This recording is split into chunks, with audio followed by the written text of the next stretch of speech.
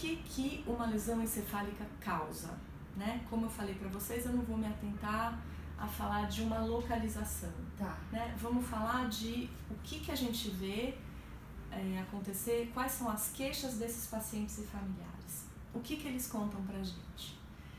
Silvia, depois que meu irmão teve esse acidente de carro, ele bateu a cabeça e daí ele ficou em coma um tempo, só ficou desmaiado um tempo. Ele voltou e ele não conhecia as pessoas, era um pouquinho difícil para ele se coordenar para andar, mas depois ele ficou bem e foi para casa. Mas a gente começou a notar que tinha algumas coisas estranhas. Então, vamos falar de um caso mais sutil, né? O que são essas coisas estranhas? Ele explodia por qualquer motivo, a gente repetia as coisas para ele 1000 vezes, ele ficava bravo que a gente não falou.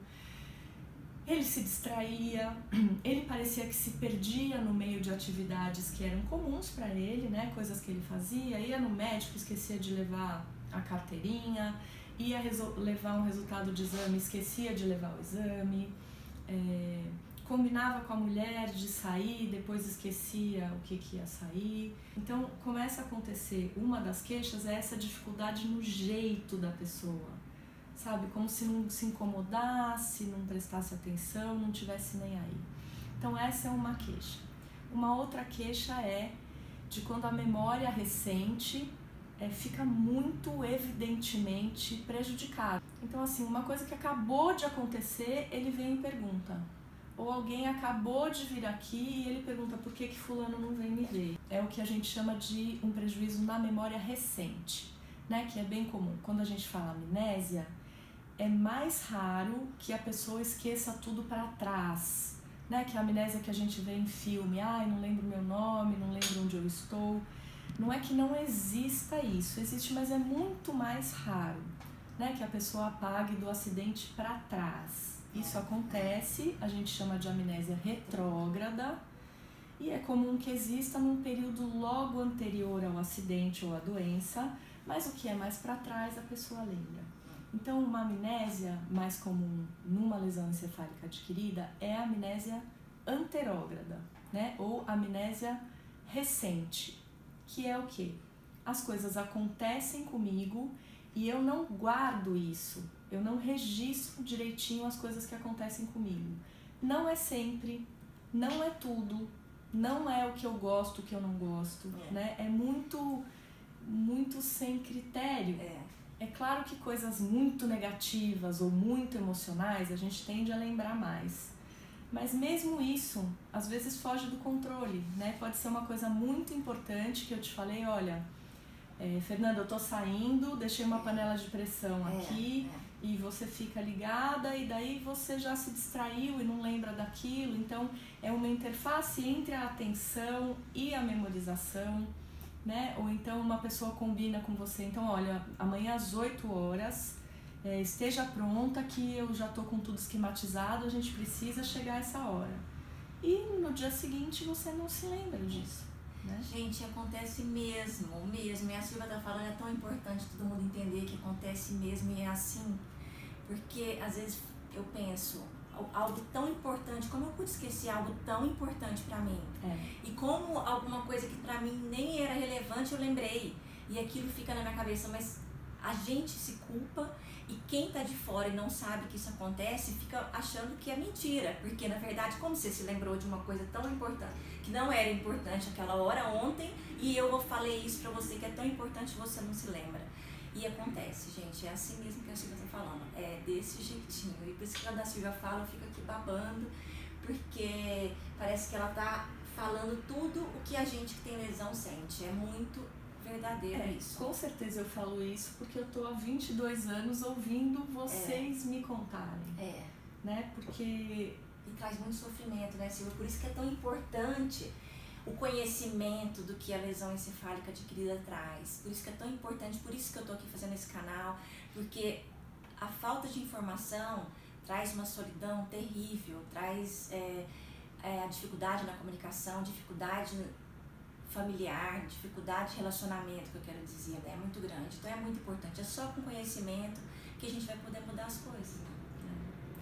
Então, em termos de sequela, vamos pensar assim, vamos falar que existe uma sequela mais sutil, né? Que então é uma pessoa que vai continuar sendo independente na vida, que vai continuar se virando e sendo dona do próprio nariz, como você, Fernanda, como tantas pessoas que a gente vê no grupo, mas que a dificuldade de retomar a vida, a dificuldade de sentir o seu cérebro funcionando normalmente ou funcionando o suficiente é o que fica por muitos anos.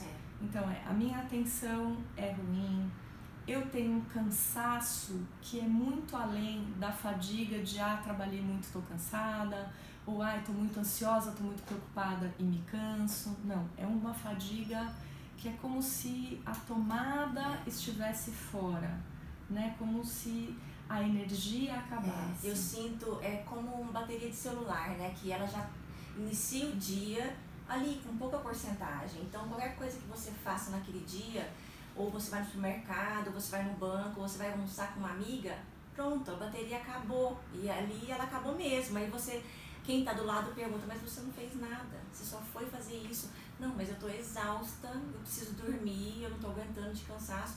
E é assim mesmo, é difícil compreender, porque é um cansaço muito grande. Antes eu trabalhava 12 horas por dia e eu não sentia esse cansaço. É algo muito diferente mesmo. Esse é um sintoma que pode se confundir muito com uma situação psicológica, né? Com uma situação contextual ou temporária.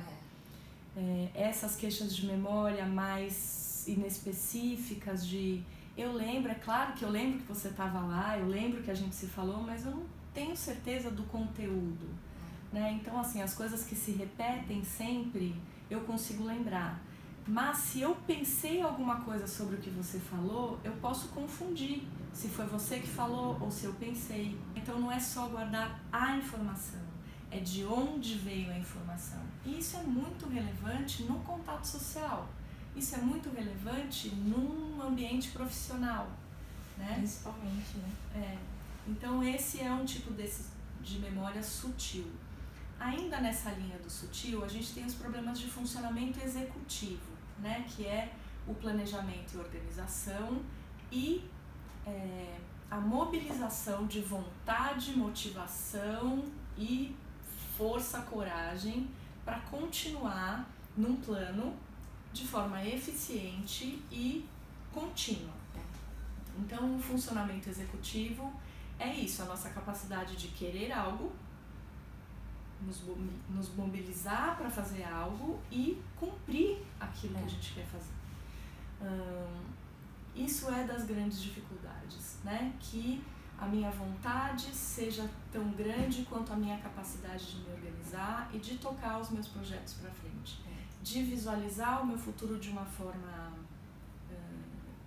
relativamente realista, entender o que eu tenho agora e o que eu preciso para conseguir chegar num plano. E uma outra coisa muito importante, que é a capacidade de viajar no tempo, né? A nossa memória operacional, que é um componente fundamental para o funcionamento do cérebro, é a nossa capacidade de estar consciente e pensar o que vai acontecer depois, pensar no passo a passo, pensar quais são as consequências dos meus atos, né? Então, tudo isso depende do bom funcionamento cerebral. Uma outra coisa que acontece com pessoas que têm dificuldades sutis e que vão continuar levando a vida, mas vão ficar diferentes, como eu. Mas não é o seu caso. Não, são as dificuldades de cognição social, Fê. Tá. Você sabe muito bem o quanto é difícil conviver com alguém que tem uma dificuldade de perceber ou de gerenciar as sutilezas do convívio social, as sutilezas da leitura mental do que está passando na cabeça do outro, né? Então a pessoa fala demais, não percebe quando o outro está cansado, ou se fecha muito, ou fala coisas inconvenientes, ou não percebe que o outro tem uma expectativa sobre ele, né? Então, enquanto a gente vai falando, a gente tem que dar espaço para o outro falar. A gente percebe se a pessoa está discordando da gente. Você está contando alguma coisa, a pessoa faz Você tem que entender que você precisa ou mudar ou falar de outro jeito, né? Quando a pessoa está sendo agressiva com você, você tem que entender e mudar o seu tom. Ou quando a pessoa ficou chateada, você precisa, né, entrar naquele humor, naquela sintonia emocional da conversa. E a cognição social é isso, né? É você ser capaz de entrar na mente do outro, entender o que ele está sentindo e modular o seu comportamento. É a capacidade de entender o que é apropriado ou não para um ambiente, o que é esperado ou não quando é feito algum pedido em determinado ambiente. Então, isso também são coisas sutis que se passam como voluntárias. É isso. Né? Então, a grande dificuldade de uma pessoa que teve uma lesão encefálica na vida adulta, então todo mundo te conhece, a partir de um momento você tá diferente, é que as pessoas entendam que aquilo não é voluntário, né? E que aquilo vai levar um tempo para se acomodar e algumas coisas vão ficar, né? Então, acho que a primeira coisa que eu acho muito importante falar, tanto para quem passou por isso, Fê, como para os familiares e principalmente para os colegas psicólogos, é entender isso. Os psicólogos precisam entender que às vezes mesmo um bom psicólogo, um psicólogo observador com uma boa formação, consegue ver o fenômeno, né? Esse cara fala coisas que não devia, ele ofende as pessoas, ele de vez em quando não sabe como se portar e perde oportunidades na vida por não saber como se portar. Ou ele esquece coisas que são importantes, que fecham portas para ele, né? Mas a gente precisa entender a origem disso, né? Que a origem não é voluntária, a origem é uma mudança no cérebro, né? Então é uma mudança primária no cérebro. Houve uma lesão no cérebro que causou uma dificuldade física, né? Que então a pessoa pode não conseguir mexer alguma parte do corpo, não conseguir ter força ou controle de alguma parte do corpo, ou causou uma dificuldade de fala, né? Que a pessoa não consegue falar direito, ou pela motricidade não consegue enunciar, ou a fala é confusa, né? A fala dá muita volta, a pessoa vai pegando tantos assuntos, tantos ganchos, que não consegue concluir aquilo que fala, né? Então, são essas dificuldades, as físicas e as de fala, que normalmente são mais perceptíveis. Então, tá ali na cara. E tem a dificuldade escondida, né? Que é a mental ou cognitiva. Que daí a gente tem o slogan trazido pela Fê, que é quem vê cara não vê lesão. Porque, de fato, as sequelas cognitivas estão escondidas. A gente não consegue. E daí vem um monte de problema que não que a gente gostaria de ter os dois, mas quem tem o motor, a pessoa não vai falar, vamos lá, vamos correr, vamos fazer tal isso. Não, eu tô na cadeira de rodas, eu não posso correr. Então a pessoa vai saber. Agora, se você tem um monte de dificuldade escondida que ninguém vê, a pessoa vai te exigir, pode te exigir um monte de coisa que você não consegue fazer. Mas ela não vê e não tem como provar que você não, né, que é verdade. Isso. E a gente tá no grupo, lá no CPN, que a gente tem um grupo de pessoas com dificuldades sutis. Sutis, né? Que não interferem na independência de vida. Isso. A gente tá sempre, cada um tá contando uma história, ele sempre trazendo sofrimento disso. Mas meu pai não entende, ou minha mãe não entende, ou meu amigo não entende, a pessoa pensa que eu tô mentindo, porque na verdade eu sinto isso, mas a pessoa não consegue entender, e isso traz muito sofrimento mesmo, né? Assim, o grupo é uma prova que isso é sofrido. É o que a gente vê na clínica ao longo de todos esses anos, é a solidão que a desinformação traz. Isso. Né? As pessoas chegam muito sozinhas, e daí quando você começa a fazer perguntas, mas teve um acidente, mas a memória é assim, assado, pessoas ficam emocionadas de falar, mas existem outras pessoas como eu? Né? Mas alguém mais já passou por isso? Porque é como se eu estivesse isolada sozinha no mundo, que ninguém me entende, que isso. O médico fala, não, você já tá bom. Ou o médico fala, não, vai ter só um probleminha de memória, anota aí as coisas que vai dar tudo certo. E aí na prática a vida não anda. E aí você fala, eu não consigo voltar ao trabalho, eu não consigo fazer mais aquilo, eu não tenho a mesma roda de amigos, sei lá, acontece com muita gente, né? E vai mudando toda a vida e traz muito problema. Então, assim, agora a gente falou dessas coisas mais sutis, né? Além disso, tem algumas coisas que são mais evidentes. Então, as pessoas com dificuldades cognitivas bem graves, né? Que não conseguem solucionar pequenos problemas, ou que os transtornos de humor e de regulação de raiva e passividade e aceleração e freio estão tão comprometidos que é óbvio que a pessoa tem uma dificuldade. Então, já existe uma busca de tratamento mais natural para isso, né? Então, quando a sequela aparece mais, ainda há o perigo da pessoa achar, nossa, ficou revoltado, tá de má vontade, tá com preguiça, né? Tá querendo me provocar. Mas é uma coisa muito estranha, muito diferente do que era antes. Então, buscar atendimento e os profissionais de saúde, os médicos, os psicólogos, os fonos, os POs, conseguirem entender que aquilo é um prejuízo é mais fácil. E mais fácil ainda quando a lesão física, o comprometimento físico é mais importante. Só para concluir, vamos dar uma retomada. O que é LEA? Lesão encefálica adquirida. É algo que aconteceu no cérebro depois que a pessoa já teve o desenvolvimento cerebral normal.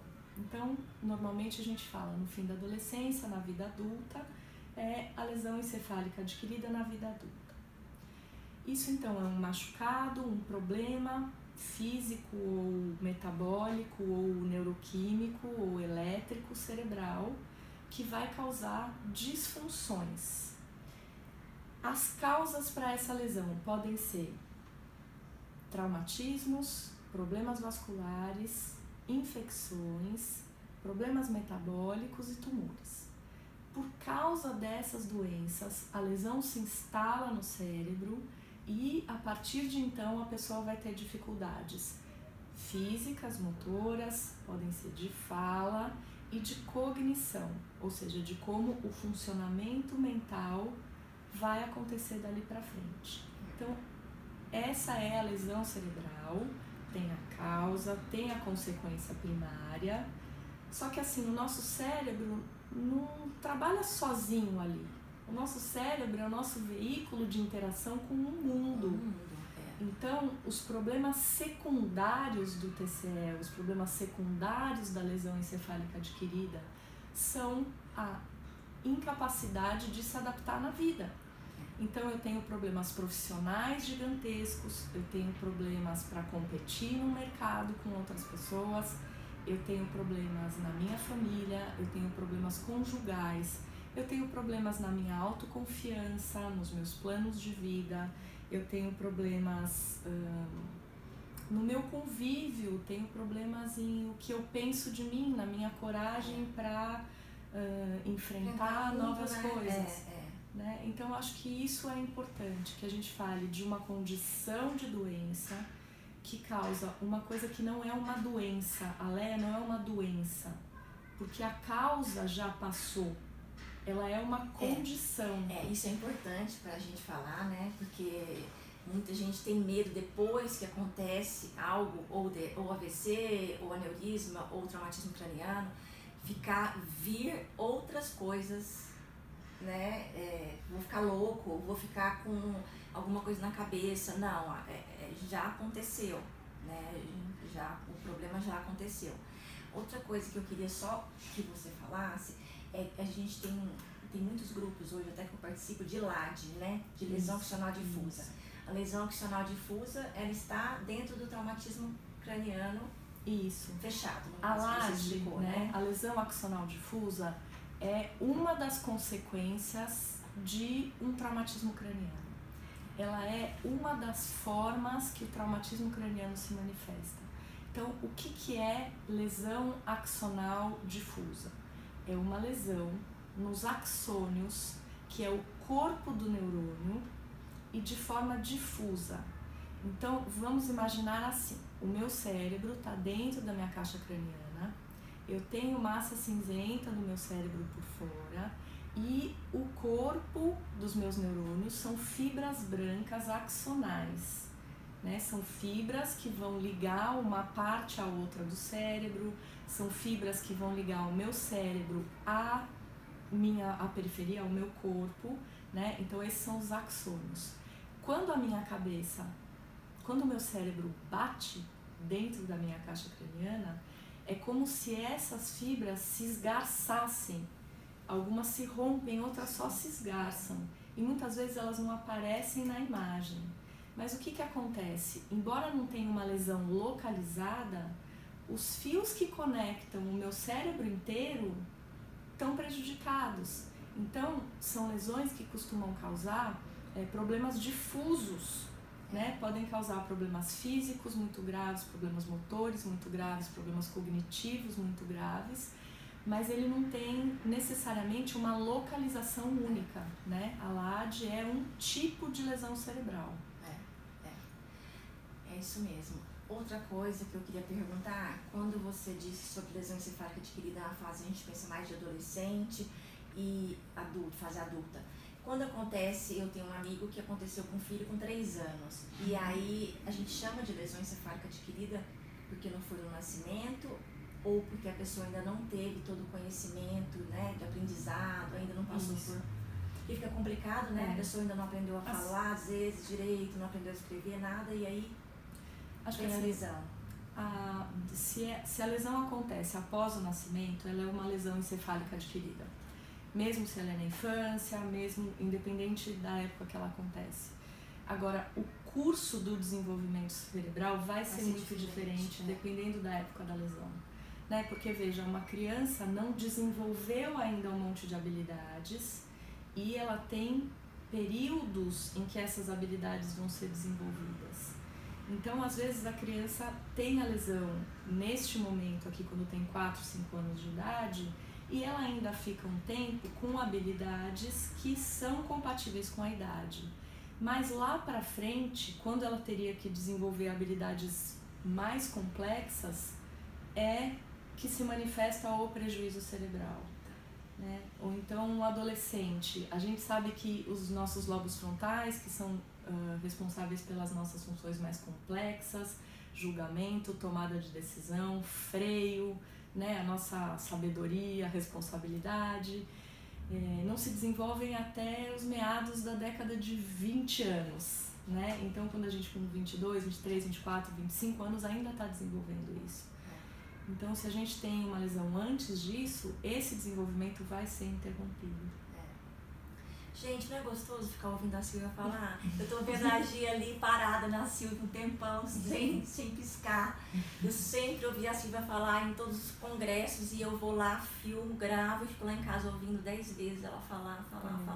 Porque parece, é tão gostoso. E é engraçado porque parece que eu tô falando alguma novidade, né? E tudo isso que eu falo eu aprendi com as pessoas que tiveram... Mas é tão perfeito, você fala, gente, ela sabe direitinho o que eu tô sentindo, é perfeito, não é, gente? Então, Fê, obrigada pela oportunidade de falar isso. Obrigada a você. E a gente vai aqui continuar com a Silvia mais um pouco. E no outro vídeo a gente vai falar sobre a importância da reabilitação neuropsicológica, tá? Que é algo muito importante também, a gente vai falar depois.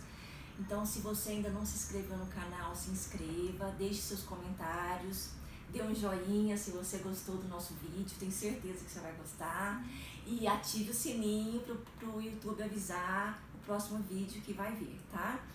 Um beijo pra vocês e até a próxima. Até, obrigada, Fê. Tchau, tchau, pessoal. Você. Uma outra forma de... Pode tirar. A gente corta. Importância. A gente corta. É importante, se inscreve no canal e veja isso.